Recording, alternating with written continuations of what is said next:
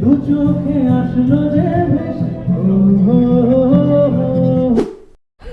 আমার মনে হয় আকাশ কুসুম নামটা হচ্ছে যে যাদের স্বপ্ন আকাশ কুসুম, সেই গল্প মানে সেটাকে সূত্র ধরে আর কি গল্পটা, যে ডালির স্বপ্ন মানে ওর আর কি স্বপ্নটা আকাশ কুসুম, এবং সেই জায়গা থেকেই আর কি ওর নিজের স্বপ্ন সমস্ত বর্জন করে আর কি সে একেবারে তার পরিবারের যে শত্রু তার সাথে বিয়ে করতে রাজি হয়ে যাচ্ছে, এবং তার সাথে সাথে পরতে পরতে গল্পটা চেঞ্জ হতে থাকবে। কারণ এই ভদ্রলোকও মানে এই যে রক্তিম চরিত্রটা আমি যেটা করছি, সেই চরিত্রটা কেন এত প্রতিহিংসা পরায়ণ, মানে কেন এত রিভেঞ্জ নিতে চাইছে, কেনই বা মুখার্জি পরিবারকে একেবারে শেষ করে দিতে চাইছে, এইটা নিয়ে গল্পটা। এবং পরবর্তীকালে জানা যাবে যে কেন এ পুরোটা শেষ করে দিতে চাইছে, মানে এই এই এই মুখার্জি পরিবারকে কেন শেষ করতে চাইছে, এটা নিয়ে গল্প।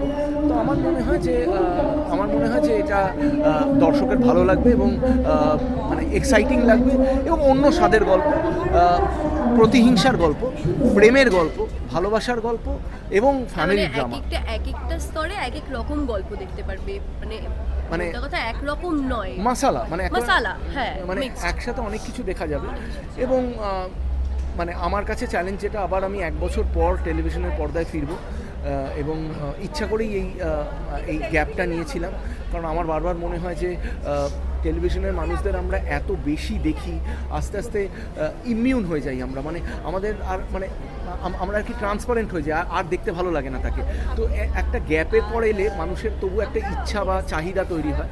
তো একটা ছোট্ট গ্যাপ নিলাম যাতে নিজের ইমেজ কিছু চেঞ্জ করতে পারি, বা দর্শকের কী চাহিদা সেটাও বুঝতে পারি, সব কিছু মিলে, এবং ভালো চরিত্র যাতে পাই সেটার জন্য অপেক্ষা করছিলাম।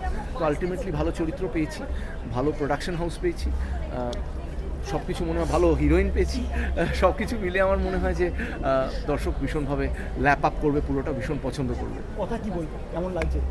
খুব ভালো লাগছে, যেটা সম্রাটদা বললো যে আমরা প্রোমো থেকে দেখতে পাচ্ছি এটা একটা রিভেঞ্জফুল স্টোরি, যেখানে মা কাজ করতো সেখানেই আমার বড় হয়ে ওঠা, তারপরে সেই পরিবারের জন্য নিজে বলিদান দিয়ে নিজে এই শর্তে রাজি হয়ে বিয়ে করা, তারপরে এই প্রপার্টির যেটা দেখাচ্ছে প্রোমোতে।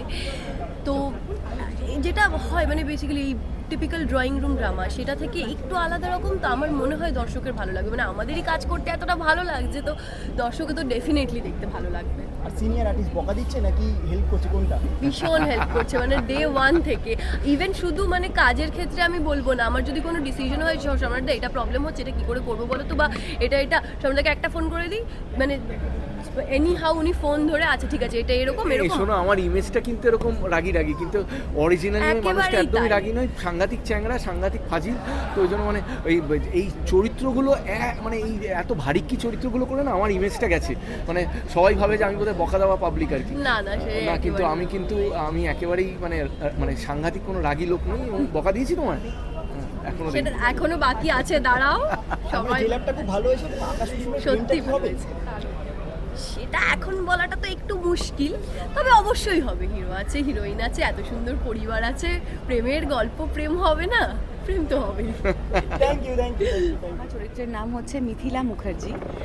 মিথিলা মুখার্জি এমনি ভীষণ সম্ভ্রান্ত একটা পরিবারের মেয়ে এবং সম্ভ্রান্ত পরিবারের ওয়াইফ। তার সাথে তার পরিবারের প্রত্যেকটা মানুষের সম্পর্ক খুব সহজ, সে খুব মাদারলি, সে কখনো বাড়ির কাজের মেয়ে এবং নিজের ছেলে মেয়ের মধ্যে কোনো বিভেদ করে না। কিন্তু গল্পটা যখন শুরু হবে তখন দর্শকরা দেখতে পাবে যে তাদের জীবনে একটা অদ্ভুত রকমের ক্রাইসিস যাচ্ছে। ক্রাইসিসটা কী সেটা আমি রিভিল করব না অবভিয়াসলি, সেটার জন্য দেখতে হবে আকাশ কুসুম। অ্যান্ড এই ক্রাইসিসটার জন্য প্রত্যেকটা সম্পর্ক কীরকম, প্রত্যেকটা সম্পর্ক থেকে ছিন্ন বিচ্ছিন্ন হয়ে যাচ্ছে। এইটা ভীষণ মানে আমরা বলি, যখন আমরা পাঠটা করি তখন আমরা বলি যে যেন এরকম ক্রাইসিস কোনো মানুষের জীবনে না আসে। এতটাই একটা ট্রাবলসাম টাইমের মধ্যে দিয়ে যাচ্ছে এই ফ্যামিলিটা, এবং মিথিলার অদ্ভুত রকমের টানাপোড়েন চলছে মনের মধ্যে। তো আপাতত মিথিলা এরকম, যে প্রোমোটা রিভিল হয়েছে তাতে অনেকে ভেবেছে যে কেন হিরোইনকে অপছন্দ করছে মিথিলা। হিরোইনকে কিন্তু যখন সে ছোট তখন মিথিলা খুব ভালোবাসে। আপনারা এখন যে আমাকে দেখছেন এটা হচ্ছে মিথিলার অল্প বয়স দেখছেন, আর প্রোমোতে দেখেছেন হচ্ছে মিথিলার বর্তমানটা। তো মিথিলার সাথে কেন ডালির সম্পর্ক খারাপ হলো সেটার জন্য দেখতেই হবে আকাশ কুসুম। নিশ্চয়ই টাইমটা আপনারা সবাই জানেন, সোম থেকে রবি প্রত্যেক দিন সন্ধ্যে 7:30টায় শুধুমাত্র সান বাংলায়।